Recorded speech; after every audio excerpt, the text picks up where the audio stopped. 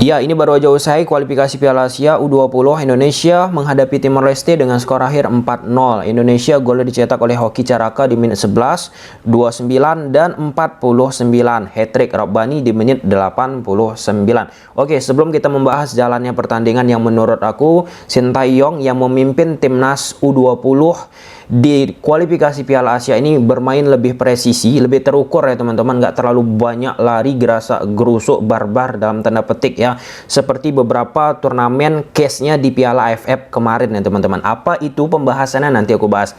For your information, tadi pagi aku mengupload sebuah video review pertandingan Bayern Munich menghadapi Barcelona. Seperti yang kita ketahui, pertandingan tersebut berakhir dengan kekalahan bagi Barcelona. Terlepas dari kekalahan Barcelona, ada salah satu yang paling banyak didiskusikan ya di media sosial ya teman-teman, ya terkait tentang pemain Bayern Munich melanggar Dembele, pemain Barcelona, di dalam kotak penalti. Nah, banyak banget opini berkeliaran lah ya, yang menyebutkan wasit yang memimpin di pertandingan tersebut melakukan kecurangan kepada Barcelona. Oleh karena itu ya, aku mencari informasi kepada orang yang memiliki kapasitas untuk menjawab hal tersebut. Ya, aku kebetulan memiliki kedekatan dengan beberapa wasit FIFA yang ada di Indonesia teman-teman. Di situ salah satunya mantan wasit FIFA, yaitu Jimmy Napitupulu. Nah, beliau katakan keputusan wasit tersebut sudah benar, dan itu sudah aku jelaskan, aku buat di Twitter, di TikTok, di YouTube, dan bisa kalian lihat videonya sebelum aku upload video ini ya teman-teman. Nah, yang menarik daripada itu ya, banyak yang akhirnya berkomentar.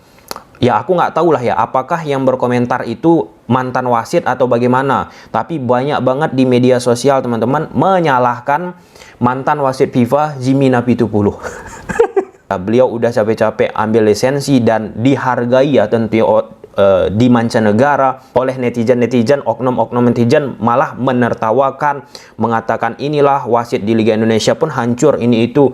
Nah, itu beda konteks, nggak bisa kita samakan keseluruhan ya teman-teman. Ada yang baik, ada yang perlu dibina, dan lain sebagainya. Hal-hal seperti itu sangat nggak ideal untuk dijadikan diskusi, dan sayangnya ketika sesuatu yang benar disampaikan, kemudian sesuatu tersebut tidak sesuai dengan keinginan oleh oknum-oknum netizen, yang disalahkan opininya, bukan yang dibuka pintu hati daripada pemikiran untuk menerima informasi tersebut. Miris sebenarnya teman-teman, miris.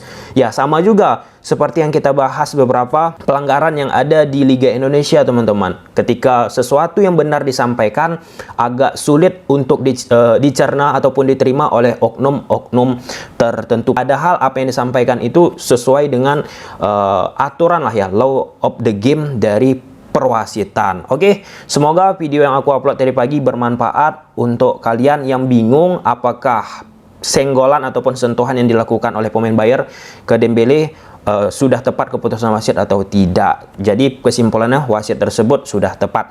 Oke, kita bahas pertandingan kali ini teman-teman. Di atas kertas kita lihat dulu line up kedua tim. Dari grafis taktikalnya Indosiar, Indonesia gunakan pola 4-4-2, walaupun ini di atas kertas. Di dalam lapangan teman-teman terlihat Indonesia menggunakan 3 back lagi. Kemudian di tengah biasanya ketika akan melakukan attacking meninggalkan 2 pemain, ada Marcelino dan Arkan. Nah, di depan itu ada 5 pemain teman-teman. Jadi shape attacking dari Indonesia ini ketika melakukan penyerangan itu cenderung 3-2-5, walaupun secara dinamis terus bergerak, tetapi secara shape ya, struktur penyerangannya itu 3-2-5. Ya, tentunya kenapa Sintayong melakukan hal demikian? Dengan Timor Leste bermain lebih banyak menunggu, ya otomatis Indonesia harus banyak juga mengambil inisiatif untuk ciptakan gol. Nah, terlihat yang paling membedakan Indonesia di kualifikasi AFC U20 ini ketimbang di Piala AFF kemarin teman-teman, yang pada akhirnya tidak lolos karena aturan ataupun regulasi, yaitu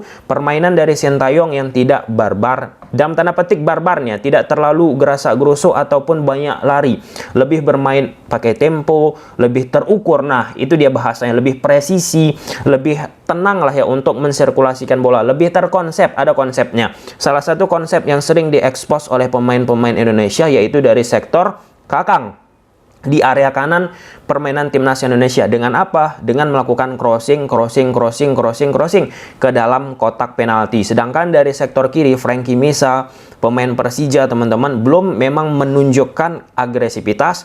Indonesia melakukan serangan, khususnya di babak pertama. Banyak sekali peluang dari timnas Indonesia pada mulanya berasal terus-menerus dari sektor kanan. Nah, yang paling penting ya menurut aku, salah satu yang bisa kalian simak bagaimana Sintayong bersama timnas Indonesia U20 ini mencoba memanfaatkan semaksimal mungkin bola mati, baik itu dari corner kick ataupun throw in. Nah, throw in ini menariknya lagi, Sintayong sudah menemukan formula ataupun resep yang biasanya beliau gunakan ketika bersama timnas lewat Pratama Arhan. Nah, di momen ini Robby Darwish mempunyai profil terkait tentang throw in ataupun lemparan ke dalam yang jauh. Itu beberapa kali dilakukan oleh Sintayong ya, lewat Robby Darwish. Nah, plus Kakang juga memiliki beberapa hal juga ya, beberapa kali juga kalau kita bicara tentang lemparan ke dalam, memiliki lemparan ke dalam yang jauh. Nah, terbukti salah satu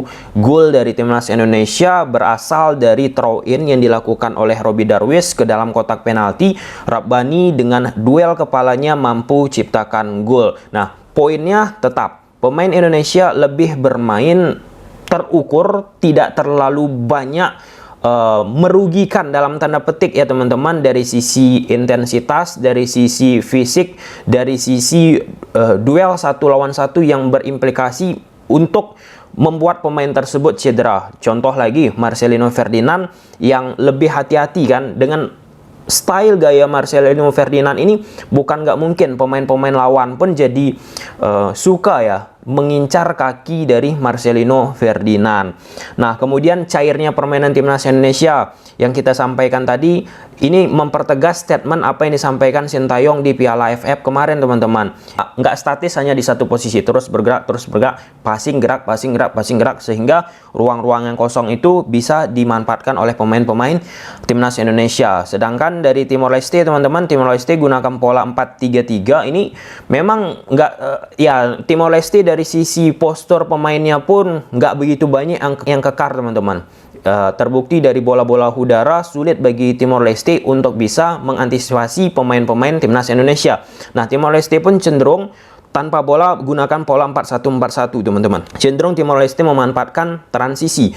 Ada beberapa transisi yang mereka lakukan 3-4 kali untuk bisa menciptakan peluang, dan ya syukurnya di belakang mistar kita ada Cahya Supriyadi yang mampu mengantisipasi berbagai macam serangan yang dilakukan Timor Leste. Tetapi dari apa yang dilakukan Timor Leste, ya masih ada beberapa problem yang dimiliki oleh timnas Indonesia. Nggak bisa kita katakan juga defense timnas Indonesia bagus di pertandingan ini, karena dari sisi penyerangan, dari sisi tekanan Timor Leste pun nggak begitu istimewa ya. Nah, untuk kesimpulannya teman-teman, sekali lagi aku sampaikan bahwa Sintayong lebih bermain mengatur tempo, nggak terlalu buru-buru, nggak terlalu gerasak-gerusuk, yang pada akhirnya dalam tanda petik ya gerasak-gerusuk itu merugikan timnas Indonesia itu sendiri dari sisi fisik, dari sisi rentan cedera, dilanggar dan lain sebagainya, dan lebih terkonsep tentunya.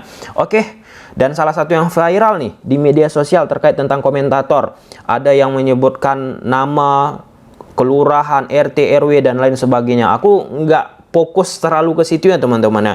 Tetapi terkait tentang aturan di dalam pertandingan ini, di pertandingan sepak bola, aku concernnya di situ. Karena kalau kita bicara tentang adalah yang membahas A, B, C, D, E dan lain sebagainya, itu udah di luar konteks sepak bola. Tetapi aku bahas di dalam sepak bolanya. Ada salah satu hal yang menarik ketika Bung Kusnaini sama Bang Palen beradu argumen.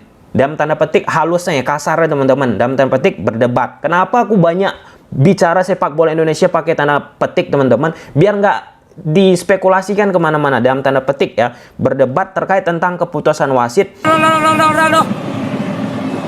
ramai. Oh, jambret! Ternyata belum lapangan. Kita lihat, memang belum itu. Udah. Itu masih 1% itu Valen. Masih 1% itu belum Valen. Itu udah. Itu 1% Valen.